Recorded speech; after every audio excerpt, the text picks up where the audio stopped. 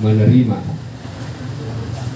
Nabi SAW dengan segala konsekuensinya, ya, dampaknya, kan begitu. Kita bekerja ada konsekuensinya, ya, capek, kadang lelah, bahkan kadang ada yang sampai kena marah, ya, pimpinannya. Itu konsekuensi namanya. Tidak ada di dunia ini hidup tanpa ada konsekuensi. Demikian pula mengimani Nabi SAW itu ada konsekuensinya. Di antaranya tadi, ujian demi ujian datang silih berganti bagaikan siang dan malam. Kadang hari ini ujiannya ini, besok ujiannya ini, besok begini dan begini. Dan hikmah dari tujuan ujian itu, sesungguhnya Allah Subhanahu wa Ta'ala ingin memberikan kepada hambanya itu, yang pertama menggugurkan dosanya, yang kedua ingin menaikkan derajatnya, yang ketiga Allah ingin memperbaiki kedudukannya di sisinya, di sisi Allah. Kadang manusia meremehkan orang lain, kadang dia, tapi Allah ingin mengangkat derajatnya dengan cara dia diuji, ya. Dengan cara dia diuji, ya. Dan lain sebagainya. Kita lanjut. Wal iman birrusuli samarat jalil. Di antara kenikmatan buah dari mengimani para rasul dan khususnya kepada Nabi SAW, ya, bahwasanya buahnya adalah, kata beliau yang pertama, ya, bahwasanya al-ilmu ra'yar birahmatillahi ta'ala wa inayatuhu bi ibadatihi. Nah, ini ya. Anda tahu enggak apa arti Bismillahirrahmanirrahim? Tiap hari kita baca itu Bismillah, dengan nama Allah yang pemurah, pengasih, penyayang. Sekarang saya tanya, kalau kita maknai makna penyayang, pengasih kepada diri kita hari ini, kaitannya dengan pembahasan kita pada malam ini adalah bahwa bentuk rahmat, kasih sayang Allah kepada kita, ya, adalah Allah memberikan kepada kita, menjadikan diri kita sebagai umat Muhammad SAW. Ya, inilah bentuk rahmat. Allah sangat sayang sama Anda, sama saya, sama kita semua, insya Allah. Maka Allah jadikan, takdirkan kita pada hari ini, malam ini menjadi umatnya Muhammad SAW. Ya. Bayangkan ya, Anda menjadi umatnya Buddha, dewa-dewa, ya, banyak. Tapi Allah takdirkan kita menjadi umat Muhammad SAW. Maka ini disebut rahmat. Rahmat bahagian dari Rahman, iya, kasih sayang Allah yang Allah khususkan, iya, maka disebut Ar-Rahim. Allah jadikan kita semua umat Muhammad. Dari semua ini Allah pisahkan lagi, yang datang kaji tauhid cuman kita saja. Itu maksudnya, ya, bisa dipahami. Betapa banyak jumlah Muslim di Jambi atau di sekeliling RT saja, wilayah Kelana atau Kambang, ya, berapa banyak sudah Muslim. Itu rahmat, Rahman. Tapi yang datang ke sini itu namanya Rahim, begitu ya. Jadi kalau Anda memahami bahwa saya ini disayang nggak ya sama Allah, aduh ibu, bapak, aduh ya Allah, disayang banget gitu ya, banget, sungguh ya. Kenapa? Karena Anda bisa datang di sini karena hidayah Allah. Allah pisahkan Anda yang tadinya lagi sibuk, lagi ini, dari itu, lagi ngafe, lagi mau jalan ke mall, sudahlah, ikut kajian dulu Telaga Biru, ada kajian tauhid sana. Ini bentuk kasih sayang. Yang Anda anggap kasih sayang Allah itu kalau kita banyak duit belanja ke sana ke sini, salah itu, keliru ya. Kalau sudah ngaji tauhid itu nggak seperti itu lagi, memahami konteks nikmat yang Allah berikan kepada kita. Ya. Nikmat bisa duduk bermajelis ilmu itu yang tidak Allah berikan kepada yang lain. Itu luar biasa. Maka disebut al-ilmu birahmatillah. Dia punya ilmu tentang bagaimana rahmat Allah kepada dirinya. Kan gitu ya. Kan kita hidup ini kita menganalisa, melihat, memahami segala sesuatu kehidupan. Si ini, pekerjaan ini, gajinya ini, rumahnya ini, mobilnya ini, si ini begini dan ini sih. Tetapi ada hal yang tidak Allah berikan kepada mereka dan Allah berikan kepada Anda. Ada juga yang Allah berikan kepada Anda dunia dan juga kepada Anda ilmu tauhid. Nah, ini orang yang paling beruntung. Mengalahkan orang yang pertama. Ingat ya, orang yang diberikan ilmu tauhid tidak diberikan kekayaan, ini keutamaan yang luar biasa. Tapi ada yang lebih luar biasa lagi. Orang yang diberikan ilmu tauhid dan juga harta dunia. Ya. Tinggal dia bagaimana menghabiskan, membelanjakan di jalan Allah. Itu saja. Ya. Kemudian dan diantara rahmat Allah, nah, kita masuk agak dalam sedikit.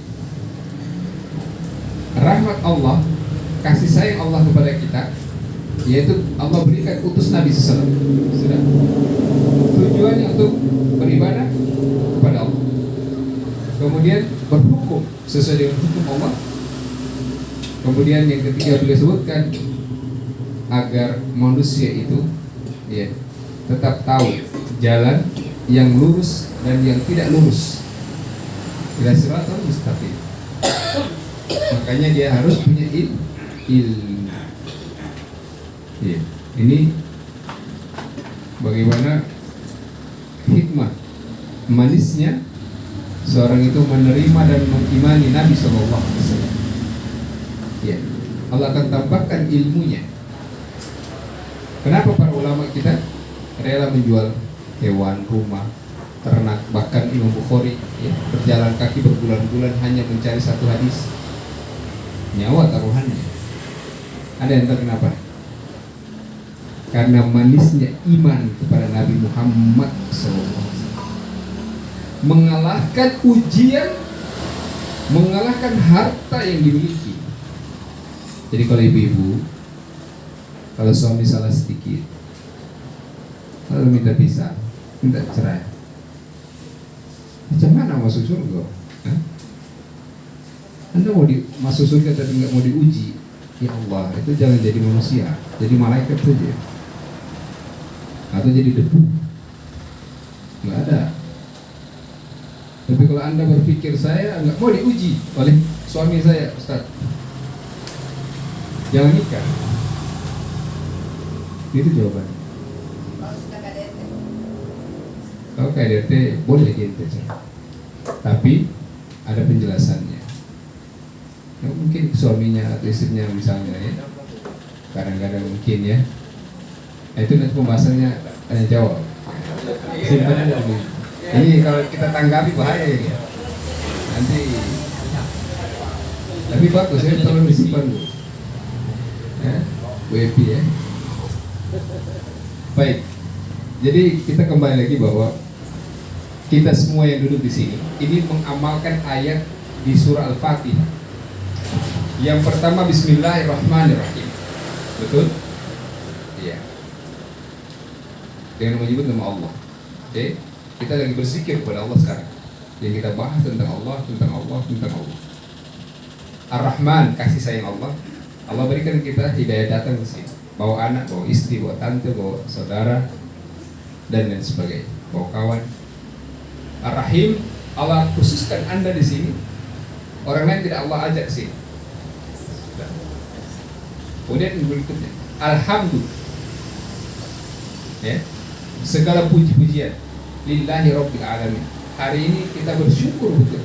Alhamdulillah ya Allah, alhamdulillah kita bisa ngaji tauhid lagi, bertemu lagi, bertemu lagi, memperbaharui ilmu dan iman kita. Kembali ke Ar-Rahman Ar-Rahim, Malik Yaumiddin. Ketauhidan kita tentang hari pembalasan, bahwa hanya ada satu Malik di hari itu, hari kiamat. Tidak ada dua. Iya kena bunuh. Nah, ini ketauhidan juga. Beribadah, meminta pertolongan hanya kepada Allah Subhanahu wa taala. Ihdina siratal mustaqim. Betul kan? Yang kita datang ke sini betul-betul untuk mencari yang mana itu jalan yang lurus itu. Betul? Ustaz, jalan yang lurus itu yang pakai peci 24 jam atau yang pakai macam-macam? Ataukah jalan yang lurus itu kalau orang di pondok pesantren? Iya, maka jawabannya jalan yang lurus adalah kalau seorang itu diberikan hidayah, kemudahan Allah untuk mengkaji tauhid. Itu shiratal mustaqim. Sebab apa? Al-Fatihah itu dari awal sampai akhirnya berbicara tentang tauhid. Coba. Nih. Maka tadi kalau kita bahas masalah rumah tangga itu enggak sebutkan ya, itu lain. Ya kita bahas tauhidnya dulu. Kalau aman tauhidnya, aman rumah tangganya. Baik itu suami ataupun istri. Kalau aman tauhid suaminya, istrinya tidak, nah ini berbahaya, sumber masuknya syaitan dari situ. Atau sebaliknya, tauhid istrinya bagus, suaminya nggak bagus, masuk ke suaminya. Siapa yang masuk situ? Kisah siapa? Fir'aun dengan istrinya yang beriman kan. Jadi dua-duanya harus bertauhid, suami dan istri. Gak boleh cuma istri saja belajar atau suami saja belajar, istri nanti ya, oh enggak, ini yang malah petaka, ini musibah. Kalau sudah diajak nggak mau, akhirnya kena tadi ayat tadi. Wa may yushakkiki rasula min ba'di ma tabayyana lahu huda wa yattabi. Ya. Allah gariskan, Allah tegaskan. Iya. Siapa yang menyakiti Nabi? Ini ngeri ya. Ayat ini saya waktu masih S1 baru hijrah. Itu ngeri minta ampun, berarti ada ya upaya menyakiti Nabi. Saya kira kita tidak tahu saja. Dianggap bebas aja gitu. Ya. Wa may yushakkiki rasul. Barang siapa di antara kalian yang menyakiti hati Nabi, menyakiti Nabi sallallahu alaihi wasallam. Antum bayangkan banyak ayat yang menyebutkan orang yang menyakiti Nabi dalam keadaan Nabi masih hidup saja. Ya, batu amaluhu. Secara dia sadar dan tidak sadar Allah hapus amalannya. Ini dalam keadaan Nabi masih hidup. Ya. Maka Allah sebutkan ya ayyuhalladzina amanu la tarfa'u ya aswatakum min fawqi sawtin nabi. Ya. Wahai orang beriman, jangan kamu mengangkat suaramu melebihi suara Nabi. Karena kenapa? Sebagaimana kamu mengangkat suara dari yang lain kepada sebahagian yang lain. Kalau kita kan suka, bro, oh iya, mana sini lah dulu, ayo sini. Ya, itu namanya mengangkat suara ya. Mas, Pak, misalnya. Kadang-kadang ada ucapan-ucapan karena kita saking akrabnya, dasar lu, ya gitu ya. Tapi kalau untuk Nabi SAW jangan coba-coba. Habis pahala Anda itu, nggak boleh. Karena Nabi tidak sebagaimana teman Anda. Itu kekhususan Allah dan Allah lindungi Nabi. Nah, ini hati-hati. Ya, jadi menyakiti Nabi SAW, baik dalam keadaan Nabi masih hidup dan sudah meninggal, tetap berlaku. Apa ayatnya? Komisyakir mimba di mata bayi lahul huda. Artinya apa? Dia sudah paham bahwa menyakiti Nabi itu nggak boleh, haram hukumnya. Dia punya ilmu ya, dia punya ilmu. Beda kalau dia nggak ada ilmu. Itu kisahnya Arab Badui yang kencing di dalam Masjid Nabawi kan? Pernah kan? Ini pernah kejadian. Karena dia nggak tahu, maka Nabi biarkan dia. Jadi kalau ada orang nggak tahu tentang menyakiti Nabi, maka dia segera bertaubat dan belajar. Tapi kalau dia sudah ngaji tauhid seperti Anda, nah ini sudah sering ya, sudah lama kan ngaji tauhid sama saya kan? Saya juga begitu ya. Itu jangan coba-coba. Nggak ada lagi kusur, alasan. Anda dimaafkan, saya dimaafkan. Ya. Mimba di mata bayyana lahul huda wa yattabi, dan dia mengikuti apa? Ghairas sabilil mu'minin. Jalan selain jalan orang beriman. Siapa jalan orang beriman di sini? Ashabun Nabi. Tafsirnya sahabat Nabi. Sahabat Nabi SAW. Jadi kalau Abu Bakar, Umar, Utsman, Ali itu berucap seperti ini, dia nggak boleh menyelisihi ucapan mereka. Ini tafsir dari ayat tadi. Jadi nggak boleh Anda, itu kan Umar ya, itu Abu Bakar ya. Kita kan sama, nggak boleh Pak. Ayatnya ini tadi. Di awal Allah membatasi jangan menyakiti Rasulullah dan juga tidak boleh menyelisih jalan orang beriman. Ghairul mu'minin, jalannya orang-orang beriman. Lebih dari satu, siapa mereka? Sahabat Nabi. Kan gitu ya? Nah, apa dampaknya kalau menyelisih menuraikan Nabi dan ya, menyelisih jalan orang-orang beriman? Nuwallihi ma tawalla. Kami Allah akan buat dia menyimpang. Menyimpang itu begini. Kadang dia nggak sadar dia menyimpang. Artinya dia sibuk.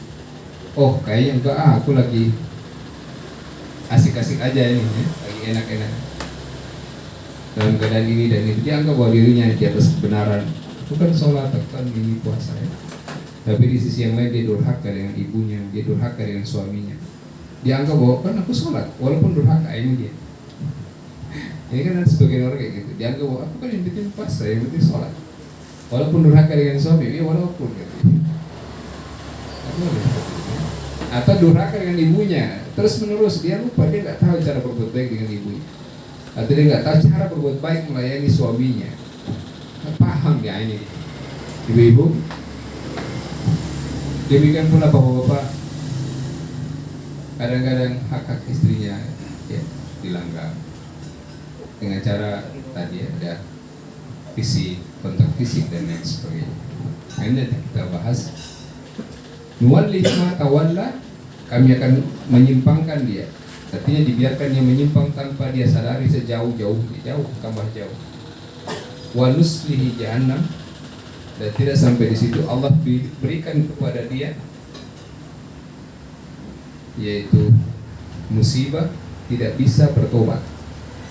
Nah gitu ya. Dia nggak tahu cara bertobat. Sampai kapan dia meninggal dunia, dia menganggap bahwa enggak, aku berdurhaka sama suami itu biasa gitu ya. Kan zaman milenial ya, kesetaraan gender katanya, nggak apa. Atau sebaliknya, suami ya menyakiti istrinya dengan cara-cara yang tidak syar'i, itu biasa katanya, itu biasa. Ada ucapan-ucapan kebun binatang ya, dan lain sebagainya, itu nggak boleh. Dua-duanya harus mengerti. Kalau ngaji tauhid nggak boleh salah satu, dua-duanya harus paham. Ya, ini kenikmatan kepada beriman kepada Nabi Shallallahu Alaihi Wasallam. Nuslihi jahannam wa sa'at masir. Kemudian Allah akan melemparkan mereka ke dalam neraka jahannam. Ya, baik. Nah, kemudian di sini beliau menyebutkan juga bahwa Allah Subhanahu wa taala menjadikan Nabi sallallahu alaihi wasallam sebagai ukuran keimanan.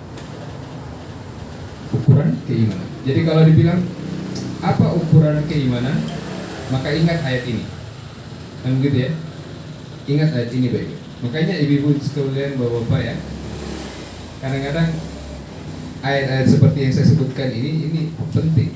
Kalau bisa direkam atau ditulis ya, diingat. Karena memang modal. Kan setiap hidup ini harus ada modalnya.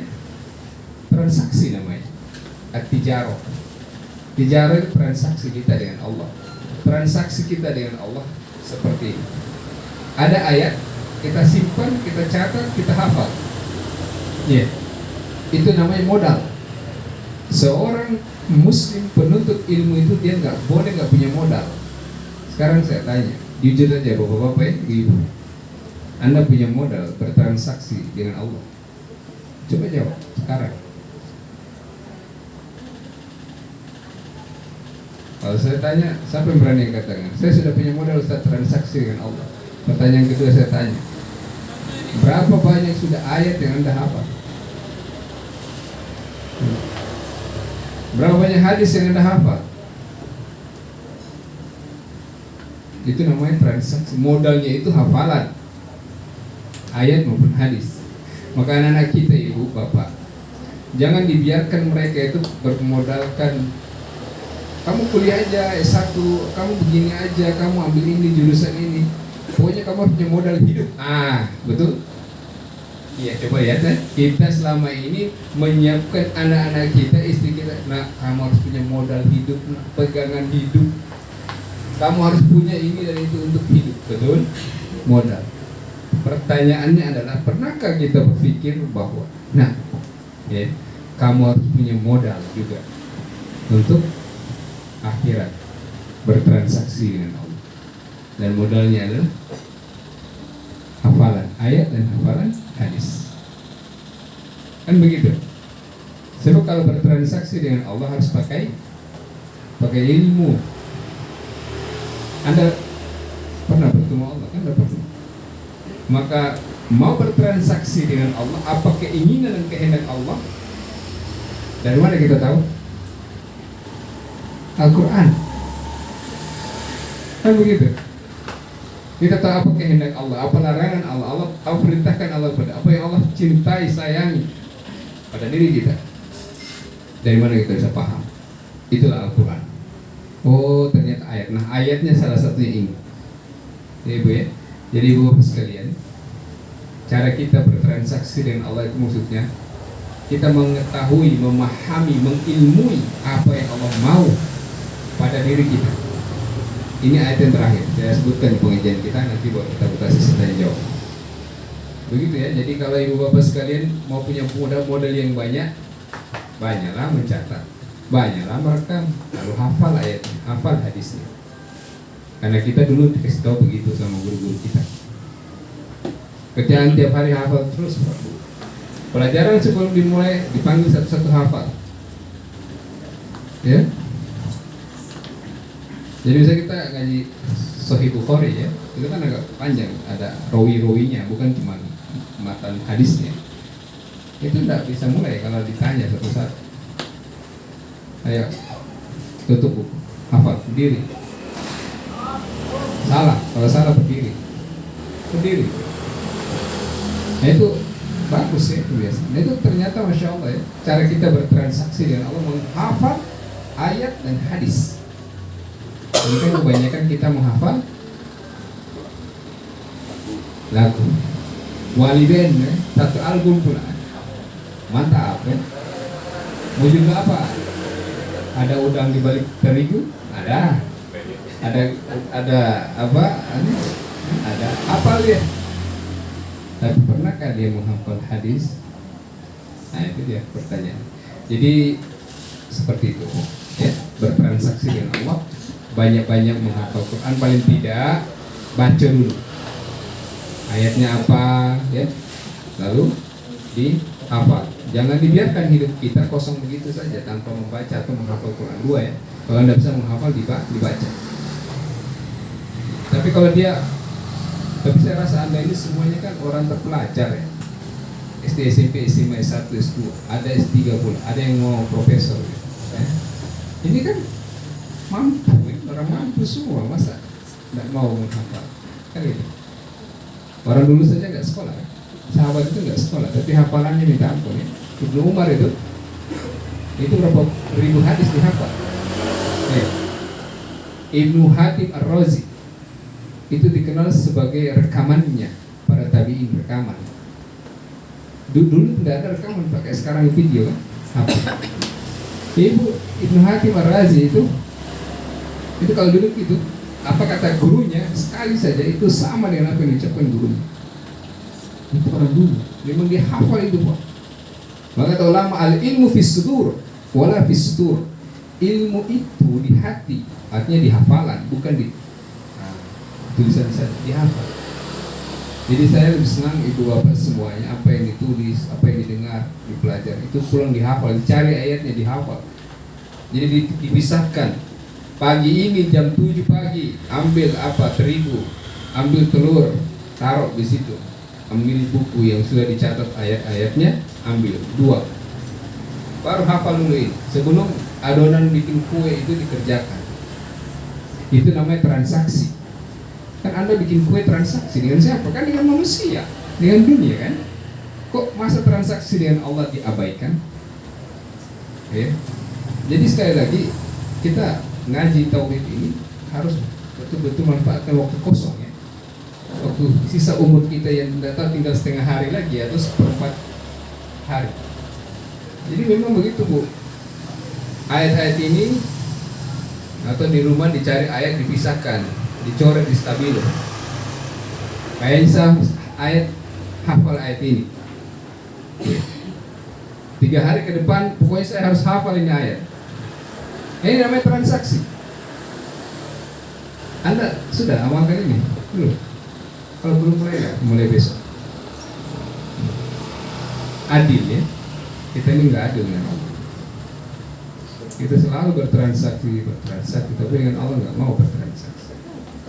Ayat-ayat Allah, hadis-hadis Nabi SAW itu nggak ada kita hafal, jarang kita hafal. Maka mulai hari ini kalau ngaji tauhid dengan saya, ayo perbanyak waktu Anda menghafal ayat itu. Karena nanti kalau sudah dihafal itu ayat, itu Anda berjalan itu, Masya Allah, itu bagaikan Al-Quran berjalan. Karena di pikiran Anda kan hafalan. Oh, ini nggak boleh, ayatnya begini, ini boleh, ini nggak boleh, ini ayatnya begini, ini, oh ini orang ini begini, oh ini ada ayatnya ini, begini ayat bunyinya. Dan bayangkan ini yang disebut Anda itu berzikir kepada Allah. Karena Anda punya hafalan. Kalau nggak ada hafalan, itu Anda sudah ada zikir ya. Kalau Anda punya hafalan, Anda berzikir terus. Kalau macam kita minum misal ikut apa di surah Al-Baqarah, kul ingkan lakum darul akhirah. Nah ini bayangkan ya, ini contoh. Baik, kita baca ayat terakhir. Alhamdulillah minasyaitonir. Ayat ini sering kita ucapkan ya. Iya. Fala wa rabbika la yu'minuna hatta yuhaqqimuka fima shajara bainahum thumma la yajidu fi anfusihim harajan mimma qadaita wa yusallimu taslima. Ini ayat pamungkas juga ya. Ini Masya Allah kandungannya sangat dalam, sangat luas, dan ini menjadi prinsip hidup. Prinsip, Anda harus punya prinsip dalam hidup. Nah, boleh tidak ada prinsip, Pak. Ya. Ayat ini menjadi prinsip dan pegangan hidup kita. Pokoknya mulai besok hari ini ayat ini hafal ini, jangan tidak dihafal lagi. Fala wa rabbika la yu'minuna hatta yuhaqqimuka fima shajara bainahum thumma la yajidu fi anfusihim harajan mimma qadaita wa yusallimu taslima. Hafal itu, ini prinsip. Di situ ada bagaimana ketauhidan kepada Allah dan Rasulnya, bentuk kecintaan kita kepada Nabi SAW. Ayat ini. Fala wa rabbik, fa wa rabbik, maka ya, ditanbih di awal. Fa, betul-betul kalau demikian apa adanya. Fala la, ya. Wa rabbik, demi Rabbmu. Anda bayangkan kalau Allah bersumpah dengan nama makhluk, watin, wazaitun, watur sinin, wal asr, banyak kan makhluk yang Allah bersumpah kan? Itu menunjukkan betapa pentingnya masalah itu. Tetapi kalau ada lagi Allah bersumpah dengan dirinya, itu mengerikan ya, itu dahsyat sekali ya. Itu dahsyat banget. Ibarat kata, jangan Anda nggak tahu itu, jangan sampai Anda nggak paham, nggak tahu, jangan, itu berbahaya ya, begitu maksudnya. Fala wa rabbik, maka demi Rabbmu, la yu'minuna, wahai Muhammad sampaikan kepada mereka, mereka tidak beriman. Demi Rabbmu wahai Muhammad, mereka tidak beriman hatta yuhaqqimuka fima shajara bainahum, sampai mereka menjadikan engkau sebagai hakim. Betul? Maka kalau ada wanita minta cerai kepada suaminya tanpa alasan yang benar, kenapa ancaman Nabi SAW tidak bisa mencium surga? Tahu kenapa? Karena hakikatnya dia tidak beriman dengan Allah dan Rasulnya. Ini ayatnya yang bilang tuh. Jangan main-main. Dianggapnya boleh sembarangan minta cerai. Kita bisa sama, aku minta cerai, aku tidak cium bau surga. Dosa yang menyebabkan seorang nggak bisa cium bau surga itu semua dosa besar. Nggak ada dosa kecil. Karena mendahului itu dosa besar. Ancamannya nggak bisa cium surga. Jangankan masuk, cium aja nggak boleh lagi. Karena dianggap tidak beriman. Kata orang Makassar, angkis mikir itu.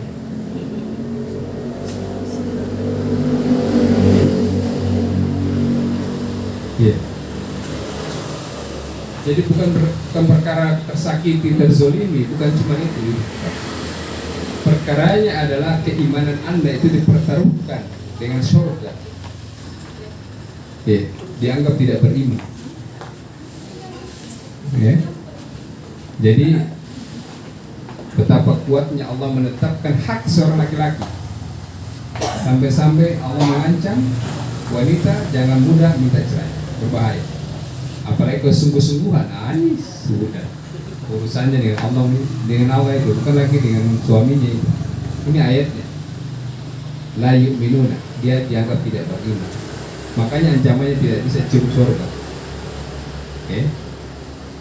Berikutnya, hatta yuhakimuka fima saja, sampai dia jadikan Nabi sebagai hakim dengan apa yang dia perselisihkan. Termasuk juga masalah muamalah, ibadah, akidah, termasuk rumah tangga. Ini kan enak kalau kita bahas tauhid, berarti tidak keluar dari Nabi ya. Iya. Itu kuncinya. Tidak ada kunci yang ketiga, Bu. Bukan orang tua jadi hakim. Ini berbahaya. Syahadatnya bisa berubah itu. Menjadikan ibunya, bapaknya, saudaranya sebagai hakim, memutuskan masalah rumah tangganya ini. Ini dari mana belajar tauhid ini? Oke? Ini kan menurut suara terbanyak katanya. Ini dari mana lagi ini? Ada begitu. Hakim itu di surah ini atau di ayat ini Allah sebutkan ya, bahwa Nabi sebagai satu-satunya hakim. Iya. An-Nisa ayat 95, 65. An-Nisa ayat 65. Hafal-hafal itu. Ya, jadi kalau ada masalah dengan suami, jangan buru-buru menjadikan dirimu sebagai hakim. Nah ini juga salah. Suami juga. Kalau segala sesuatu selalu istri yang disalahkan, ini juga salah. Sabar dulu Pak. Gak bisa begitu. Ya, nggak boleh ada yang menjadi hakim dalam rumah tangga kecuali Nabi SAW. Ini konsekuensi tauhid kita, bentuk keimanan, kecintaan kita kepada Nabi. Ya. Bosan ibu taslimah, dan dia menerima keputusan Nabi dengan sebenar-benar penerimaan. Wallahu ta'ala alam shawab. Naktafi bihadzal qadar. Kita mohon perlindungan kepada Allah Subhanahu wa taala, semoga Allah menjadikan kita hamba-hambanya yang istiqomah untuk mengikuti Nabi sallallahu alaihi wasallam dan juga menjadikan Nabi sebagai hakim dalam semua permasalahan kita. Ya. Dan semoga Allah Subhanahu wa taala melembutkan hati kita. Ya, melembutkan hati kita untuk menerima semua ketetapan dan ketentuan Islam. Ya. Dan Allah mewafatkan kita sebagai seorang muslim yang muwahhid, muslim yang bertauhid. Ya, dan Allah subhanahu memberikan syafaat kepada kita untuk bertemu dengan Nabi SAW. Ya, dan sebagai umat beliau di hari akhirat, bukan cuma di dunia. Ini kadang-kadang sebagian orang itu menganggap bahwa aku umat Muhammad. Iya, itu di dunia Pak. Ini kan sebagian itu paling ini ya, kadang-kadang saya bingung juga ya. Kita umat Muhammad ini, kita umat Muhammad. Iya, itu kan di dunia. Slogan aja, teriakan aja. Di akhirat apa iya? Nggak ada yang tahu. Yang paling benarnya adalah bagaimana dia meyakini keimanannya, ketauhidannya dengan benar. Ya, wallahu ta'ala alam shawab.